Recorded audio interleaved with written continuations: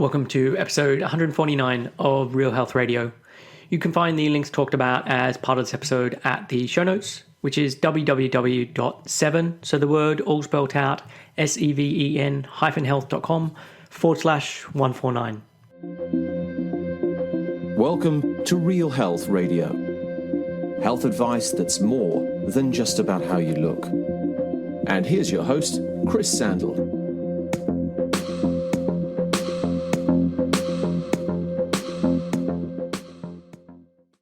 Hey everyone, thanks for joining me for another episode of Real Health Radio. I'm your host, Chris Sandel. So this week on the podcast, it is another guest interview, and I'm speaking with Dana Sturtevant. So Dana is a registered dietitian, a nutrition therapist, a facilitator, educator, speaker, writer, and activist specializing in chronic dieting, disordered eating, and body acceptance.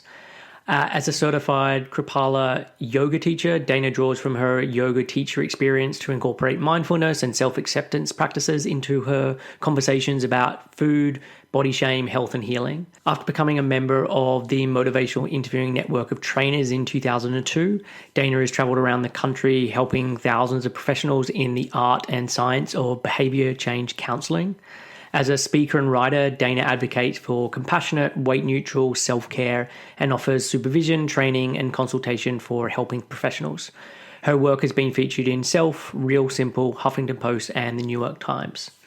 So I've been aware of Dana for quite a while. So she runs the company Be Nourish with Hillary Canavy, a company that's doing really great work both in helping individuals relearn how to trust their body and nourish themselves, but also providing training for practitioners so that they too can do this work with their clients. And personally, I'm always doing further education. So this can be more self-directed stuff where I'm constantly reading or doing research, say, for putting together a solo podcast. But I'm also regularly doing trainings that are facilitated by others. So a couple of weekends ago, I was in London for Brian Walsh's training about blood test analysis. So that was an in-person training where I was sitting in a lecture hall for 2 days. But I also do many trainings online. And the training that Be Nourished is offering is on my list. So sometime in the next 6 to 18 months, I would like to do their body trust certification. So this podcast was kind of the first steps with this, albeit in a very public way, by having a conversation with Dana. So as part of the chat, we talk about Dana's childhood and her relationship with food and body growing up. We go through how she found herself studying as a dietitian, her early days doing research, and how she became disillusioned with what was being done as part of this, and how she then came to set up Be Nourished. And we also spend some time talking about motivational interviewing. So this is a specific counseling style that has a huge amount of research to back it up. And I think at this point is taught at most dietetic schools as part of the training. But Dana's been using this since 2002. And so she was the perfect person to go through what it is and how it works. So there were, I should just say, some minor sound issues for part of this interview. Unfortunately, a wood chipper started up mid-conversation, so there's a bit of a hum in the background for a while. But really, this doesn't impact on your ability to hear what Dana is saying or follow what she's saying. So yeah, it's just one of those minor annoyances that sometimes happens on a podcast. So that is it for this intro. Let's get on with the show. Here is my conversation with Dana Sturtevant. Hey Dana, welcome to the show. Thanks for taking the time to chat with me today. Hi, thank you. It's good to be here. So I've been following your work at Be Nourished for quite a while, and I love what you and Hillary are doing. And together you guys have this real breadth of knowledge and experience. And for me personally, I now spend large chunks of my time trying to figure out how I can be a better practitioner. And I know that's a big part of what you guys do, and especially with your background in motivational interviewing. So these are all topics I'm hoping that we can cover as part of this conversation. But I guess for those who are unfamiliar with who you are you able to give a bit of a brief explanation about who you are and what you do? Sure, sure. So I live in Portland, Oregon in the United States, and clinically I'm trained as a registered dietitian. My business partner, Hillary Knavy, is a therapist, and we co-founded Be Nourished in 2005, so about 14 years ago. And we really started our work together after becoming disillusioned with the dominant weight paradigm.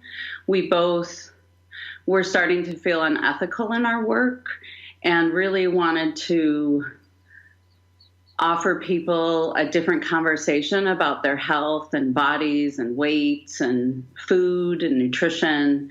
And we were both aware that there wasn't going to be a workplace that was looking to offer the kind of programs and philosophy that we wanted to offer. We were both aware that this was something that we would have to create. And we really created our body trust approach, which is the umbrella that we do all of our work under now. We created our body trust approach after sitting in rooms with people, primarily in group settings, talking about this and learning how to have a different conversation with people that tends to promote more healing and doesn't collude with the dieting mind and keep people in this harmful cycle or pattern of dieting and food restriction. And so we've been, since 2005, really developing this alternative. And it really is like a language or philosophy or a language, when people start to talk to people about this different way, like health at every size or intuitive eating, a lot of times the people in their life tend to look at them like they don't even understand what they're saying because It's so different than how we talk about this.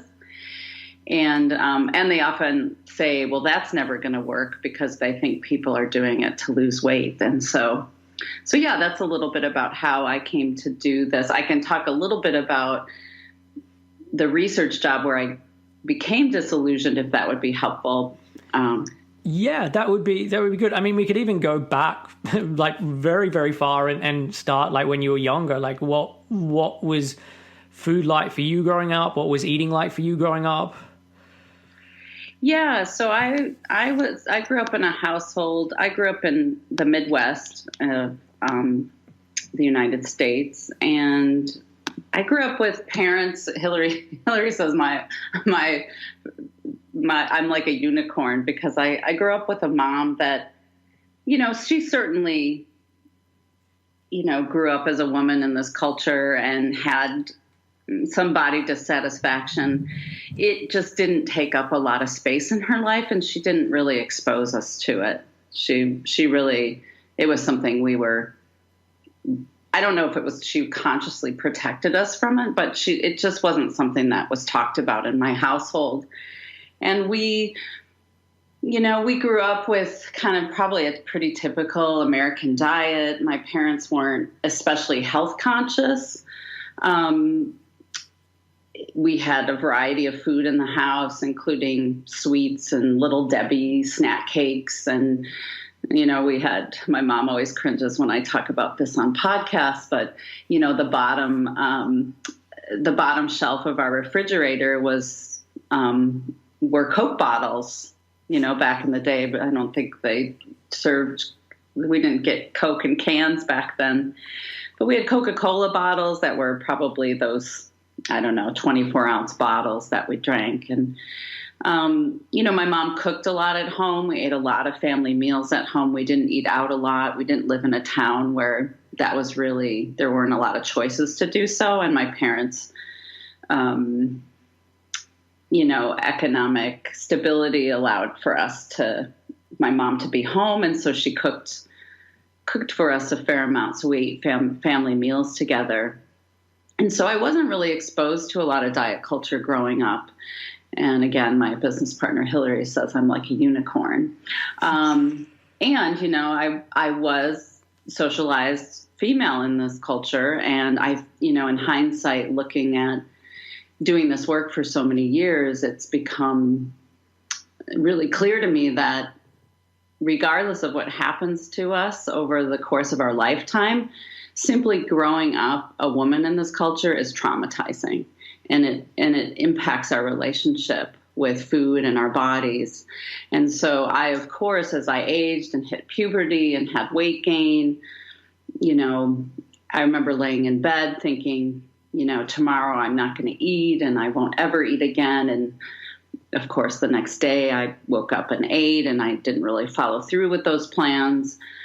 And so I imagine if I had a mother who was dieting and restricting her food, that would have been very different for me. But that was not what was being modeled in my household.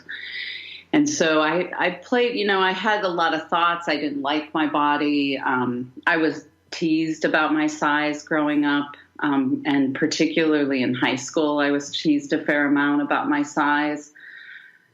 And so always wanted to change the size and shape of my body, but never really dieted in any significant way to impact that.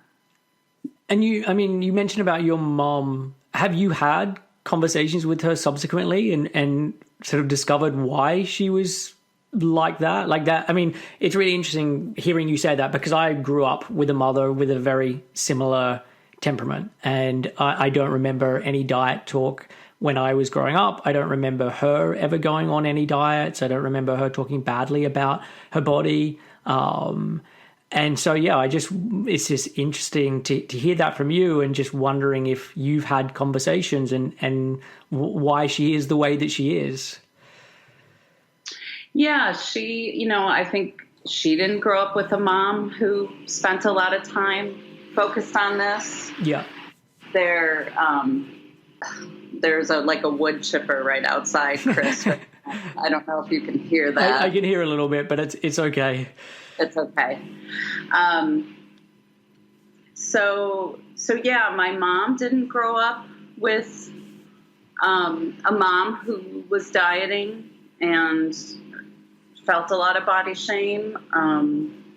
So I think, when we look at the lineage in my family, my mother's side really didn't have a strong dieting history in her lineage. Fat phobia wasn't, I don't know if we can call it a core value, but sometimes when I hear about some of my clients' families, being fat phobia and worshiping thinness was a huge part of the core value of their family. And that's just not something that when we look back in my mom's lineage, there just isn't that. Okay. And so I think that is a huge part of what was protective. When I've asked her, she says, oh yeah, when you were, little, I dieted a little bit here and there. And again, it never really took up a ton of space.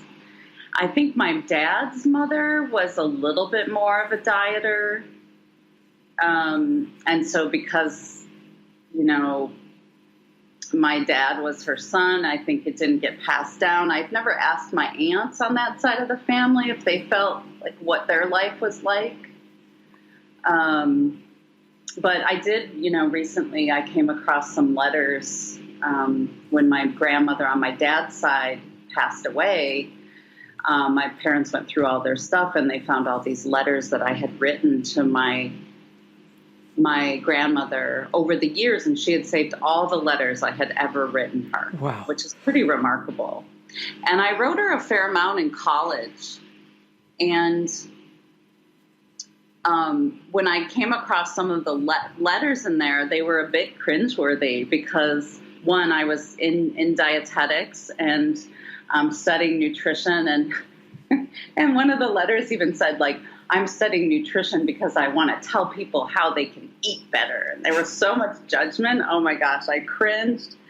There was so much judgment in, my college age nutrition student self. But I also found in those letters a little bit of talk about weight loss. And I had written some letters. It was probably the time in my life when I was most actively going to the gym and doing strength training. Okay. And I had a routine I did, and my schedule allowed for it. And I went on, about a 45-minute walk every day. And my body changed as a result.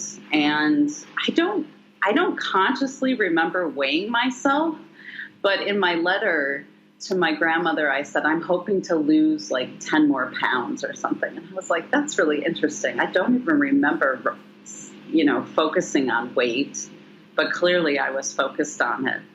And so in that grandmother, when that grandmother died, she had, an entire bookshelf full of diet books. Okay. And so it was a pretty different, I don't think my other grandmother had any diet books. But had that grandmother been my mom's mom, that may have been a really different experience for me. Sure. And you mentioned there about exercise. So did you have a history of being a sporty or an active kid, or and how did you approach exercise? Like you said dieting never took hold, but did exercise take hold in terms of doing something to change your body? I grew up athletic. I was one of 3 daughters, and my father, I think one of his ways to really connect with us and be active with us was to do sports with us. Okay. And so I grew up doing a lot of sports. I grew up, particularly in like grade school, I played basketball, I played volleyball, and I played softball. And softball was really, it was fast pitch softball, and it was really the biggest sport in my family was softball. My youngest sister was an all-state pitcher. She was really, really talented and could have actually gone to college on a scholarship and passed because she just was done with the sport. So we, did I identify as an athlete? No, I think my constitution back then was pretty lethargic. In high school, particularly, I played a little bit of volleyball and I played softball all through high school. But by junior year of high school, my activity level really plummeted, I would say. And I had a few years where I was fairly sedentary. And then when I went away to college, I went to a community college for the first few years. And then when I went away to finish my undergrad degree was when I started to become more active again. And I started walking a lot. And then I had they had this amazing fitness center that was part of the college campus. And so I would walk over there, and my roommate in college was also a dietetics student who was also really interested in doing personal training. And I'm pretty sure that's what she's doing right now with her career. And, she and I would go to the gym and work out together. And so that was probably in terms of like, a real fitness routine. I had maybe a 2-year period of time where I was, had like a 2-hour workout routine that I did pretty consistently. Right. But in general, I've been a walker, since college. I walk most days, at least, 20 minutes. I've got dogs, so that certainly keeps me going. But I don't identify as an athlete, and I'm totally fine with that. Sure. I like to move my body. I've done it long enough that if I don't, I really notice I don't feel well when I'm not active. But I'm kind of one of these more moderate people where, like, when I look at a hike, I want to do maybe 5 miles of a moderate hike at the most. I don't pick the super challenging hikes. It's not in my personality to want to like beat my score and get to the top faster. Like, that's just not in my constitution. Yeah. But yeah, I think compared to other friends that I know that, didn't have much activity growing up, it's always been a part of my life on some level. Sure. And so how did you then get into nutrition and studying dietetics? Yeah. So when I was in I was in community college down in Miami, Florida, which is where my family moved when I was 16. I didn't really know what I was going to do for a career. I was in college taking all the general electives, and I was getting to the point where I needed to declare a major. And around that time, I met somebody who he's one of the brightest people I've ever met. He was a deep thinker. He read about all kinds of things. And one of the things about him was that he was a vegetarian, and he cared a lot about food and the quality of food that he put in his body. He cared about the environmental impact of food. And I'd never really met anyone who was like that before. And it's funny saying that, living in Portland, Oregon, where it feels like it's the land of orthorexia and, people care way too much about it here. But at that point in my life, I'd never really met anyone who really cared about the quality of food and nutrition. And so, I thought really highly of him. He was really impressive. And so it kind of piqued my interest, and I had to take I had to take a science elective, so I picked nutrition. And then I really liked it. I thought it was really interesting. I got a job at a Whole Foods market back then. It wasn't the Whole Foods, but it was, back then we called them health food stores. Yep. And so I was working in a health food store, and I took a nutrition class, and it seemed like a good fit, and I needed a major, and the school where I wanted to transfer for my undergrad degree to finish my undergrad degree had a nutrition program. And so I declared my major and went away to school and ended up getting a master's in nutrition science as well. And were you like a sciencey kid growing up? Did the science come very naturally? I wouldn't say. I definitely was good at math, and math came pretty easy to me. Science, I wouldn't say I was particularly drawn to it. I wasn't not drawn to it. I was kind of an average student. My parents were always like, just get C's. And what's interesting is once I became I declared my major in nutrition, I actually got really great grades because I was suddenly really interested in something. Yeah. I wouldn't identify as somebody who was particularly oriented to science, but it seemed like a really good fit at the time.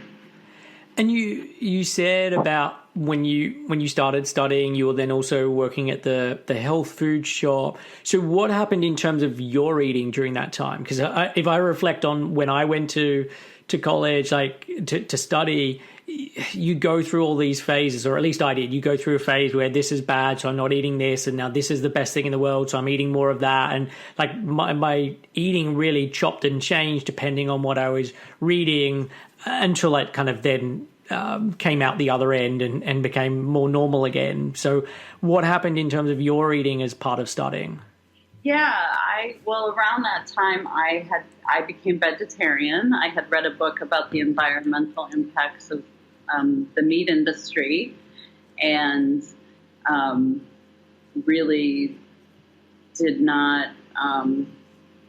felt compelled to become vegetarian. So I was vegetarian for many years, and I was particularly interested in ingredients and minimally processed foods, and really, a lot of the ingredients that over there in the European Union you're not allowed to put in food, but in the United States we our Food and Drug Administration tends to approve a lot of things that are generally regarded as safe, and I put that in air quotes. Yep. Those were the things I really didn't want to be consuming in large quantities. So, I took more of a whole foods approach and a minimally processed food approach and natural foods, and then was vegetarian. And, at that age, when you become vegetarian, you're pretty, I kind of proselytized it, and, Yeah. I was really obnoxious. go to a restaurant and it didn't have something, I would make a big stink, and I would never behave like that now. But yeah, so that's kind of how I was. And it was interesting to work at a health food store. I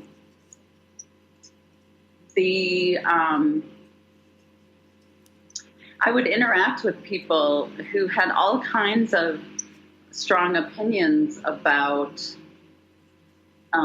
food. One person would come in for their carrot juice, and they'd want me to cut the carrots at least an inch from the top because the greens were poisonous, is what they would tell me. And then the next person would come in and want the carrot juice, and they'd say, oh, keep the greens on the tops. Just put the tops in the juice because there's so much nutrition in the tops.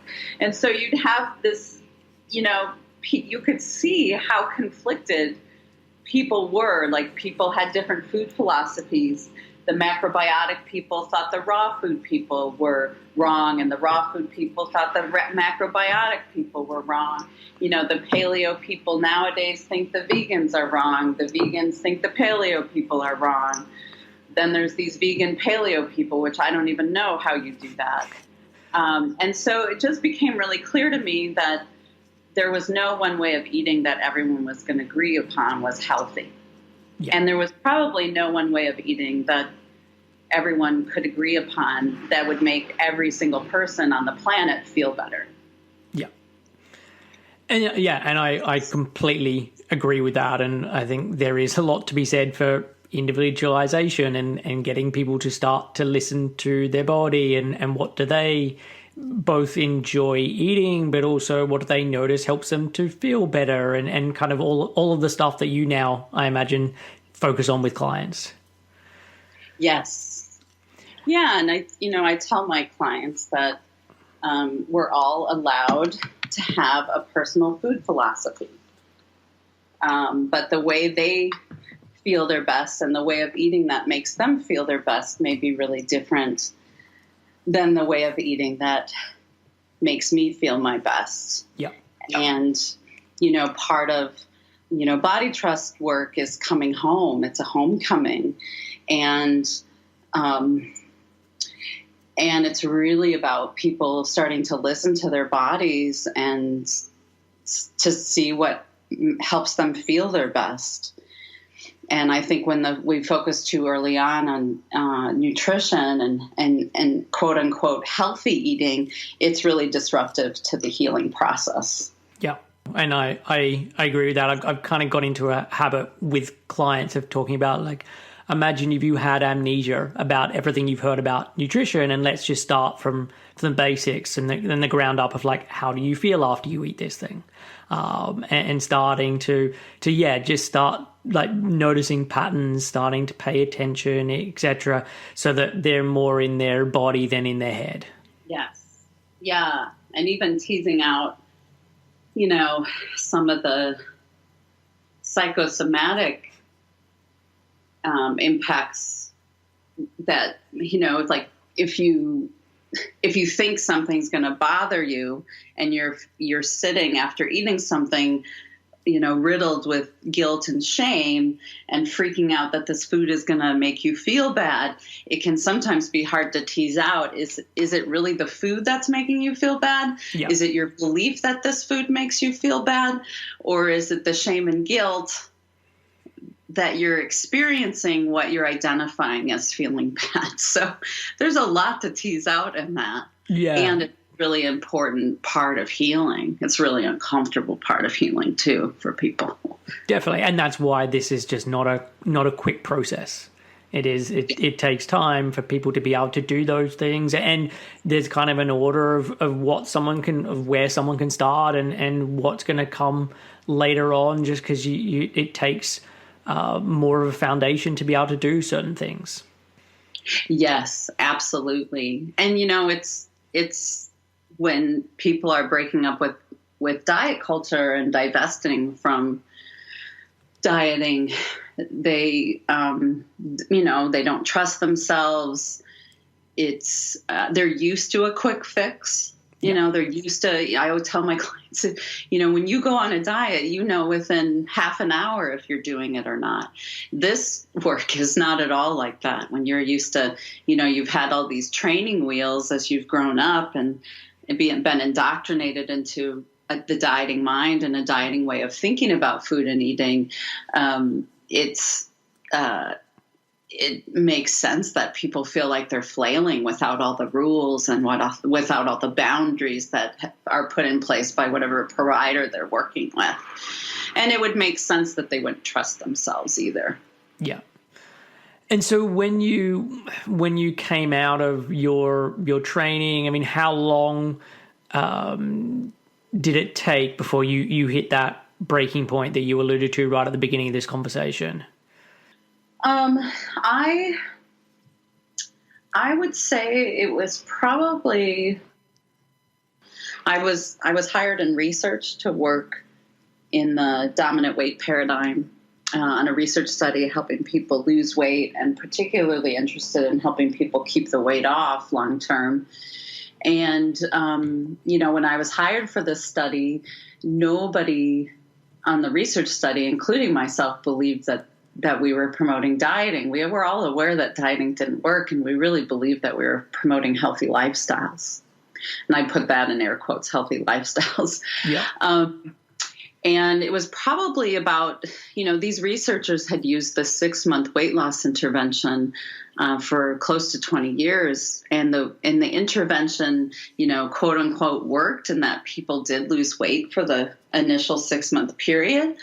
And yet, you know, at 2 years out, their weight, they had regained the weight and often ended up at a higher weight, which we know the most consistent effective weight loss at 2 years is weight gain. And that's what these researchers had experienced. But of course, just like the participants in the study, the researchers blamed the participants for not, you know, and the participants blamed themselves for not being able to maintain the plan, for not being able to, you know, maintain the way of eating that they had adopted to lose the weight. And so they were going, the direction of their research was like, how do we help people keep it off? And what are the ways we follow people after they've lost weight? And I was saying the intervention is the problem. Yeah. And they were like, but the intervention works. And I'm like, well, almost anything works to help people lose weight in the short term. It's keeping it off. And if, you know, I started to say, I don't know why we're focusing on health or focusing on people's weight. It doesn't seem to be helpful, and it's starting to feel harmful.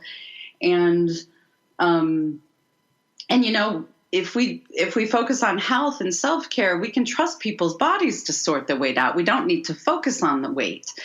I think focusing on the weight is the problem. And they said, well, no one would ever participate in something like that. And I said, well, I'm pretty sure the definition of insanity is doing the same thing over and over again, expecting different results. And so it became clear that these researchers were going in a direction I wasn't interested in participating in, and I was really starting to feel unethical. And it was around that time, you know, and this was around, so I started to wean myself from that job around 7 years in. Okay. Yes. It was, you know, it was about 5 years before I started to really question it. And then 7 years for me to just say, you know what, I don't want to do this anymore. I want to offer some people something different. I'm a yoga teacher. I don't teach yoga anymore, but at the time I was teaching yoga, and I had a really strong yoga practice, and I was really interested in how the mindfulness and self-acceptance practices of yoga could intersect with conversations about food and weight and health. And I just knew there was nobody out there that was going to hire me to do this. And was it this, like, is this where you met Hillary? Yeah, it was around that time that I found an office. I found a person who had a clinic who was looking for a dietitian. And so I started running office space with her. And then within a year, maybe even 6 months, Hillary came into that office as the therapist. And that's where we started our work together. We started facilitating a 12-week program called Making Peace with Your Body. And that's really where we started to develop this work, and that clinic ended up imploding. And when it imploded, Hillary and I were like, okay, we don't want to go anywhere by ourselves. We didn't know each other very well, but we said, why don't we take our offices somewhere, get offices together somewhere, and why don't we get a business card printed with some tagline on it so it looks like we work together? And I was like, I really like this word nourish. And so we chose Be Nourished, and that's where Be Nourished was born. And, it was around that same time, Chris, that I discovered Health at Every Size. Yep. So I discovered this growing community of healthcare providers that were concerned about the health effects of the war on people's bodies. And at the same time, I also discovered the book Intuitive Eating and the idea of a dieting mind. And it was seeing that chart in Intuitive Eating where they compare the dieting mind with the non-diet mentality that everything clicked into place. Because when I saw the qualities of a dieting mind, I thought immediately of those researchers I worked with and the participants in those research studies. And guess which side of the chart they were on? Yep, the dieting They were mind. dieting. And we were calling it healthy lifestyle. And I was like, oh, well, no wonder this doesn't work. Like, people are dieting, and we're colluding with diet culture, even though we're calling it, healthy lifestyle change. Yeah. And so one of the things I really wanted to chat with you about is to do with like motivational interviewing. And I think this is a big part of your practice and something you've been doing for a really long time. Was this something you were exposed to or first found out about as part of your dietetics? So motivational interviewing was not something that I learned in school. When I introduce myself at trainings, I often say, I, like most healthcare providers, I was trained to educate and tell people what to do, and I was trained to believe that knowledge is what changes behavior, and that if I tell people what to do, they'll go out and do it. And we all know, whether we're a healthcare provider or a human being in this world, we all have experience where we know certain things are health promoting. I always give the example of flossing our teeth in my trainings, that everyone in the room I'm training knows about flossing their teeth. They all have floss at home. They all know how to use it. And only, 35% of people in the room floss their teeth every day. And so it wasn't until I worked in this research job, which was one of the best things I got out of that research job, was when I worked in research. Within the first few months of being hired, I went to my very first motivational interviewing training. And that's in that job is where I was extensively trained and then trained to train other people in it. And so, I've talked about motivational interviewing on this podcast very briefly, I think in passing with other guests, but considering your sort of expertise with it, I'd love to spend a bit more time on it. So I know you mentioned there like flossing as maybe an example, but like what is motivational interviewing if someone hasn't heard this term before? Yeah. Motivational interviewing is a counseling style that is empirically validated now. It has 40 plus years of research to support this way of being with people. It's a counseling style that came out of the addiction fields, where people were being mandated by the state to come in for drug and alcohol counseling, and they would show up with a lot of resistance. They would show up not being really excited about being there, not believing that they had a problem with alcohol or drugs, really just kind of being there because they were told to be there and they were forced to be there, which isn't actually all that different than the way people with eating disorders are treated in America anyway. Yeah. And so people were showing up with a lot of resistance and also a lot of ambivalence. And back when this first started, the traditional addiction model was of treatment was to get in people's faces and kind of scream at them and tell them they were in denial and they had a problem. And, I call it in the United States, we have Dr. Phil, Yeah. and you may know this dude, but it was kind of the traditional Dr. Phil, condescending, tough love in air quotes. I don't think there is such a thing as tough love, approach. And it didn't have a lot of data to support it. And so that's where motivational interviewing was born. And what it does is it's really about helping people explore and resolve their ambivalence about change. That when people are considering a change, they have conflicting thoughts and feelings about it. And so if we just take the example of the work we both do in this world, when people come to us wanting to explore a path to healing and an alternative to diet culture, they're often ambivalent about it.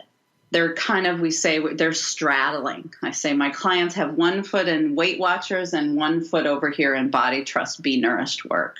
They're spending a few nights a week at their Overeaters Anonymous meeting, and then they're coming to me to hear what I think about all of this. And so they're often feeling ambivalent about it. They have reasons why they feel drawn to this work, and they have reason, and most people want to lose XXX amount of weight before they do this work. And so motivational interviewing helps people sort through all those conflicting thoughts and feelings, and really helps patients take control of their change process. And when you were first exposed to this, was it like a revelation? Did it take you a while to get on board? Like, what was your response? No, I think, our personality type really, people's personalities really impact how drawn to they are to motivational interviewing. And I don't have an authoritative personality. Motivational interviewing made a ton of sense when I heard it. I was like, yeah, duh. And it's often common sense. It's not common practice. And a lot of these things have been trained out of us. So a lot of the very things that would be helpful to somebody who's considering change have been trained out of us. We've been trained to dominate and present all the reasons and arguments for change. And then people tend to, just defend the other side of the ambivalence. And so for me, as in my personality, I was like, oh yeah, that didn't mean I was good at it, because, learning motivational interviewing is likened to learning to play a musical instrument. So it takes time and practice. We don't read a book about it and know how to do it. Just like you can't read a book about playing the guitar and know how to play the guitar. It's same thing goes with intuitive eating. You can read every book ever written about healing, and if you don't take risks with your eating and your embodiment practices, you're never going to know how to do intuitive eating, because transformation doesn't happen in the head. And so I was really drawn to it, and it made a lot of sense. And then fortunately, I worked for an organization where I was required to attend an annual training in this for 2 to 3 days every year. And when you were practicing this, has it always been for you in the area around nutrition and food, or have you done this as well in terms of like drug addicts or alcoholics or that like other forms of treatment? I've done a little bit. I had a job briefly with an organization where I did some health coaching over the phone. Okay. And I did a little bit of tobacco cessation counseling with using motivational interviewing. That's the only other thing I've really used this for outside of, my clinical practice. And at the same time, there's so many skills that we learn to use in motivational interviewing that I bring to every relationship in my life, personal or professional. Can you expand on that? Can you give some examples? Yeah. So, motivational interviewing, the primary skill we work on is our listening skills and how good, the quality of our listening, and really strengthening the quality of our listening, and particularly by using reflective listening. And so reflective listening is something I do with everybody I sit and talk to. It's not just something that I do when I'm in the office. Another example is like in motivational interviewing, there's certain ways we might offer information, and there's certain terminology we would use when we're offering information. And there's some terminology we wouldn't use, like should, must, you have to, you can't keep, you've got to, which all threaten a person's sense of autonomy and freedom of choice. And so should is something I really try to let go of in my language. I try not to should myself. I try not to should other people. I definitely don't should on my clients. And even so, here's an example. Like when we see a movie we really like, I now say to my friends, like, we saw this movie, we really loved it, you might want to check it out. Instead of like, you should see it, you got to see it, right? Because I feel like if these words aren't showing up in any part of our life, they're not going to show up with our clients. It's hard to compartmentalize and say, okay, I can should the movie, but I can't should my advice. And so I find like those are just a couple of examples that come up for me. Okay. That's a really good example and a good idea in terms of being like doing what you want in the wider world, so it then just becomes the norm in your practice, versus trying to have these very different styles depending on what scenario you're in. With Be Nourished, something you've touched on a number of times is this idea of body trust. So is that something you can just go into a little more? Sure. Body trust is kind of the umbrella term for our intellectual property and the way we describe our work. We landed on body trust, maybe 7 years ago, when it really started to feel like it was an issue of trust that we know from Ellen Satter's work that Ellen Satter is a child feeding expert. She has both a nutrition degree and a social work degree. She's in her 80s and has been, her work is pretty profound on child feeding and parent feeding dynamics with their children. And, she talks about how parents introduce static into the feeding relationship because they don't trust their kids. They don't trust their kids to get enough to eat or to eat enough of nutritious food. They don't trust their kids' bodies to grow fast enough or slow down in their growth.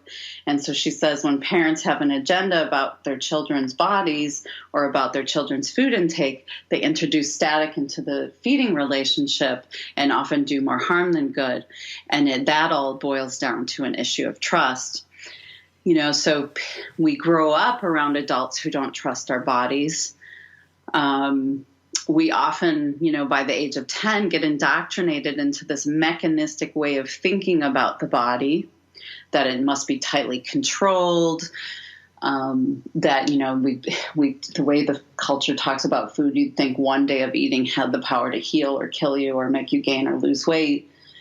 And, it really felt like it was an issue of trust. And so, and then when we think about body trust, ultimately it's, listening to the body and eating accordingly and trusting your body to sort out the weight. And, so this is often it's often disrupted at pretty young ages. And we help people reclaim body trust. We say, body trust is a birthright, that it gets hijacked, and it's something that we reclaim, that we can come home. And just like when trust is lost in any relationship in your life, you don't just start to trust your body. Like, like this isn't just something we go, oh, I'm going to trust you now. Like if you had a partner that cheated on you, you know, you wouldn't just start trusting your partner to not cheat on you. There would be some things you would need from your partner to rebuild that trust. And it's often small, consistent acts over time that help us rebuild trust. And so that's a little bit about body trust. I don't know what else would you like to know? No, I mean, it's interesting as you were talking there about Ellen Sada and feeding kids and trusting them, because I've now got a 17-month-old son and have been, very focused on like trying to pass on just a very healthy relationship with food by like giving him lots of foods, letting him pick what he wants to eat. Some days he'll eat a tremendous amount. Some days you'll put stuff in front of him, he'll take 2 bites and everything ends up on the floor, and just being really okay with that. And considering the work that I do and how much of it is about rebuilding people's trust within their body and rebuilding that relationship with food, it is something that we are trying to encourage as much as possible, so that it doesn't have to be relearnt at some point in the future. Like that is just the natural environment that he has grown up in. Yeah. And it's so, I don't have children, so it feels important to have that disclaimer here. My business partner has 2 children. And she's really experienced that and knows how much anxiety comes up in parents when they watch their kids eat or watch their kids not eat anything one day, and how varied their appetites are. And yet, you know, and one day they'll only eat grains, and then the next day they just want protein, and they go through phases. And some days they're hungry and can't get enough to eat, and other days they're so not interested. And yet, you know, she talks particularly about how much the work is for her as a parent and her husband to manage their own anxiety and expectations around eating. Yeah. A lot of it is like just the ability to sit on your hands and stay out of it. And you're right, because it's a really good lesson in watching someone who at this stage has complete understanding of listening to hunger and fullness and what they want to taste and all of that. And if you just stay out of interfering with that, you get a really good like front row seat as to what that looks like. Mm-hmm. Yes. Yeah. People often say, who does this? It's, well, 2-year-olds, you know, watch a child eat. They know how hungry they are. They know when they're full, like before they start to get all these external messages, they're pretty attuned. Yeah. They know what they like. They know what they don't like. When you set a cupcake on their first birthday in front of them with a flame shooting out of it, they're just like, whoa. They don't look, you know, all the parents and the adults around the cupcake have all these ideas of the cupcake and are so excited about the cupcake, and the kids looking at this like an alien from outer space. Like, I don't even know what this thing is, and why are they giving something with the shooting flame? And, you know, it has no value to the kid. It's completely neutral until we start to enhance the value of it. Yeah, totally. Yeah. And in scenarios like that, sometimes it gets eaten and sometimes it gets chucked on the floor. And that's also a pretty good reminder.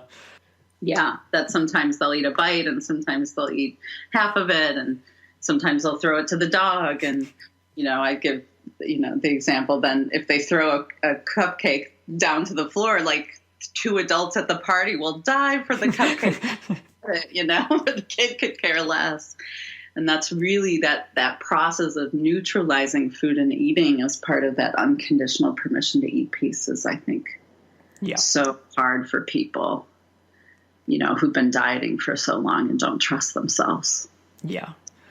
Well, look, I know we're kind of running out of time, so like this has been great. I've really enjoyed chatting with you, Dana. Can you, tell people where they can go to find out more information about you and about Be Nourished? Yes.